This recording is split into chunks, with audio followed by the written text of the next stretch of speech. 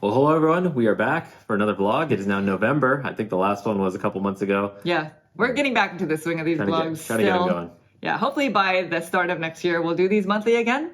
But for now, here we are. And this is going to be a very quick vlog because there's one very specific reason why we're putting this out today. And you probably already know based off the title.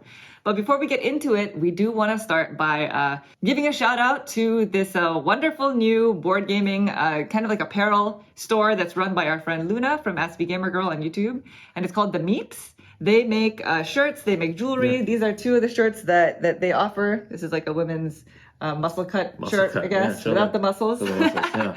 But they have a wide range of items that they sell. I also have some really cute Pac-Man earrings from them. They also have Settlers of Catan earrings. There's a whole variety of board game adjacent stuff that they sell on their store. And so we're going to be leaving a link to their web store down below in case you were interested in checking them out.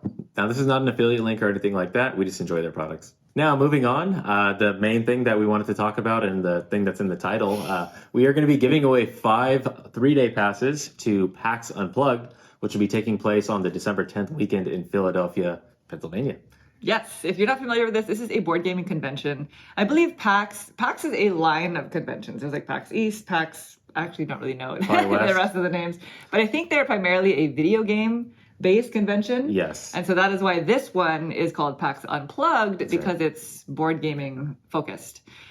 We went to the last one that was held a couple of years ago. 2019. And we really, really enjoyed our time there. So this is going to be our first major convention back ever since the pandemic hit. So we're really looking forward to meeting both new friends, old friends, everybody in between.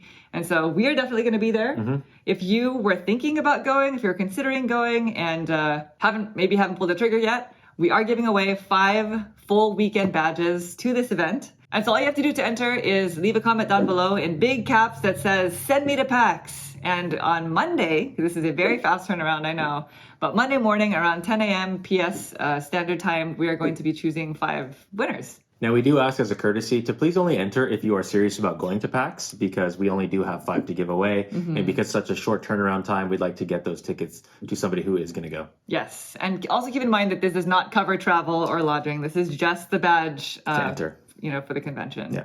But we really do hope to see you there because it's going to be a really fun weekend. PAX Unplugged has kind of like a big convention feel in a smaller size. Like it still feels very homely. Yeah, the convention center is pretty big. There's a lot of space, but it does feel like a smaller convention in a big kind of scale. In a big setting. Yeah. And they definitely have like open play areas. Yes. At least if it was anything like the last one that we went to. Right. They have a bunch of tables set up with all the hot new releases that you can just, play. Check them out. They also have a really good library of games, and they have a whole half of the area is full of publishers and vendors. And so just to reiterate, just type in "Send me to PAX" in the comment down below if you'd like to enter. And we will be giving away buttons. We ordered more buttons because that's the only kind of like merch thing that we have. But it's not really merch because we're giving them away for free. And so if we see you there, let us know if you want a button. And since we're here, I guess we might as well discuss some updates to our channel. There's not a whole lot to talk about. We're kind of at a slow crawl with the Uwe Rosenberg series, but it's going. Like we posted Le Havre. We did Le Havre. And next up is At the Gates of Loyang, which we are planning on putting out this month as well. Yeah, we're just getting comfortable with it right now. Yes. About Le Havre, 2 things. The first thing is we have been receiving pretty positive feedback about the card overlay, the green screen technology thing that we've been using for some videos, but it is really machine heavy. Yes. On our computer. It is. And so I don't know until we get another computer, which we're planning on getting soon over the holidays. I don't know how many more times we can do that because it took me forever to edit Le Havre. And that is why that video came out so late. It literally took me several days of many hours because my computer couldn't handle it. The processor couldn't handle the third angle, basically. So it was strange. On a technical aspect, all this data is coming into this one computer. Then we have to edit on it, and so that extra third angle is kind of really slowing us down a little bit. Yeah, so. I probably did something wrong too. We're not experts at this, so until we can get a new computer, we might have to hold off on the card overlay, but we'll see what we can do. The other thing about Le Havre is, as a lot of you have commented about this, we are mistaken. You should take out loans. Yeah. Loans are Loans actually are not a bad thing. a viable part of your strategy. You know, we just Yeah. kind of ignored loans, and I know this is not going to make any sense to you unless you've seen the video, Or if you but played we just Mahjong. kind of brushed upon loans because we never took one out, thinking that it was a bad thing. But you can actually really use that to your strategy. So just keep that in mind. If you plan on playing Le Havre, do not be afraid of taking out a loan. And before we talk about what's coming up on our channel this month, we do want to mention that we are planning a playthrough of Weather Machine, which is more than planning, actually. Like, we're in the process of finishing It's happening, yeah. It's happening. And it's most likely going to be coming out on our channel at the beginning of the week. So in the next couple of days, you should see that. And if you're not familiar with it, this is Vital Lacerda's next major Big design. game. Yeah. Yeah, the last major game that he released was on Mars. And then, you know, since then he's also released Mercado de Lisboa. There's been the On Mars expansion. Yeah. And then now is his newest New, big box brand game, new game, yeah. called Weather Machine. We've played it a few times, and we're putting out that playthrough soon. A lot of people have also put in posted questions on our Instagram, and we're going to be including all of those questions in our review. So stay tuned for that. Otherwise, we do have a few more things coming up for this month. We are still playing the fantastic game of Catch Up, which we are actually making progress on. We're making some good progress on some of the games that we have yet to put out that we've been trying to. So we are most likely going to be putting out the second Tricarion video finally this month. Yep. And after that, we're going to work on Anachrony. We're also planning on putting out playthroughs of Land vs. Sea, which is, if you're into like Carcassonne tile-laying games, that was one of the newer ones to come out, as well as Imperial Steam. And that's a game that a lot of people have been interested in. That was a new Capstone Games release. So keep a lookout for that. We're also planning a kind of like a surprise playthrough, hopefully around the week of American Thanksgiving, for one of the games that we promised to play again on our channel that we hadn't yet. We put out a poll on our Patreon, and so our Patreon community has spoken. They have spoken. We're not going to give away which game it is yet, but you should see that this month as well. And of course, at the Gates of Loyang. And that's probably all that we can promise for now. But for next month, December, we are planning, if Naveen can get it together, we're going to hopefully be putting out our top 50. Yes. We'll probably do it week by week, and we figured December is a fun time to do that. Yeah. So I think so. Next month. So we'll get started on That's the goal. I'll get started. You're already I'm done. You're kind of there, yeah. And the last thing before we talk about our favorite gaming experiences of the month is we watched Dune.